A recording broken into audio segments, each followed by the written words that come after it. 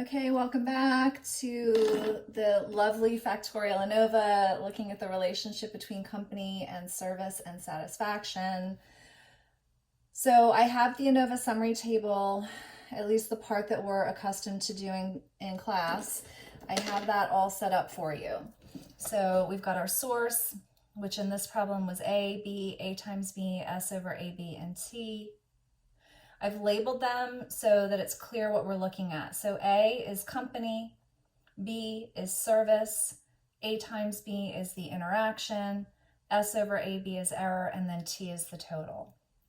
So all I've done here is I've filled in the sums of squares, degrees of freedom, mean square, and F's that we calculated already. Okay, so far this is just the straightforward ANOVA summary table.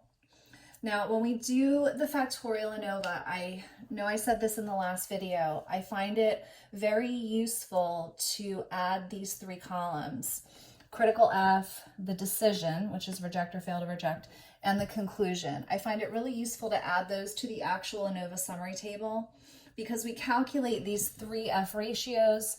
So we have to look up three critical Fs, make three decisions, and draw three conclusions. And I just think it's easier to organize it if you just put it all in the table. All right, so the first thing we're going to do is we're going to look up our critical Fs, and we're going to use the same critical F table that we've been using in class. Now, remember, when you're looking up critical Fs, you look up the degrees of freedom from the numerator and the denominator of the F ratio.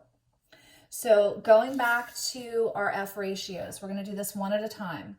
So for A, when we did the F ratio, what was on the numerator was the mean square A. So we're going to be looking up degrees of freedom A, degrees of freedom A, or 3. The denominator of that F ratio was S over AB. So we're going to be looking up 48. So what we're going to look up on the chart is 3 and 48. Now, if you look at this chart, you'll see that 48 is not there. So we have to make a decision between 40 and 60. And remember, I'm going to hold the chart up here.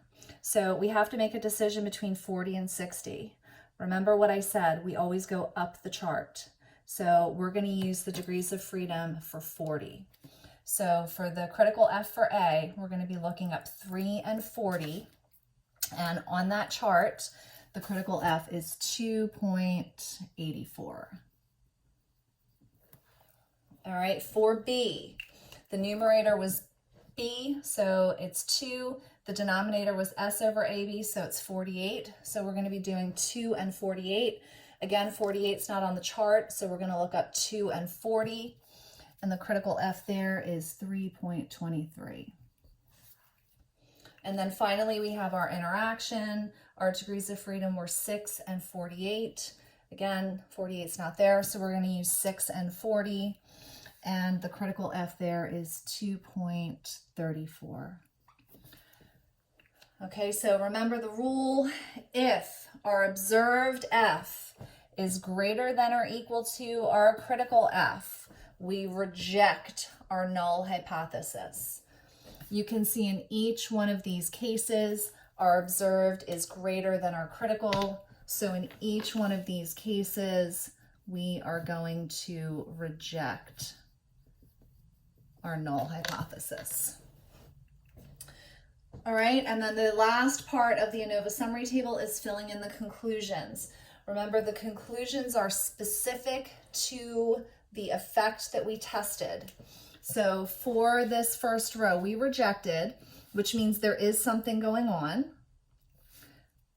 What this first row looked at, what A looked at, was the effect of company ignoring service. So A is simply looking at the effect of company on satisfaction. And because we rejected, what that means is that company affects satisfaction. I know that's hard to read, but it says company affects satisfaction. In this next row, B, we were looking just at the effect of service on satisfaction, ignoring company. So we're looking at whether the service provided, not the company, affects satisfaction. And because we rejected, it means that it does. So service affects satisfaction. Ooh. And then finally, we've got our interaction. So remember, for an interaction, it's kind of the tongue twister to give a conclusion talking about the actual variables. So it's sufficient to just say there is or is not an interaction. And because we rejected, it means there is an interaction. Okay, so I forgot to mention this when I started the video, but I did revise this table up here a little bit. In all the other videos, this table had the cell, column, and row sums.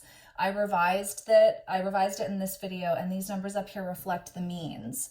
And the reason is because in the final video, after this one, I'm going to be putting up the interaction, the charts for the interaction. So it's easiest to have that when you look at the actual means. All right, I'll be back for, I think, the last video in this sequence.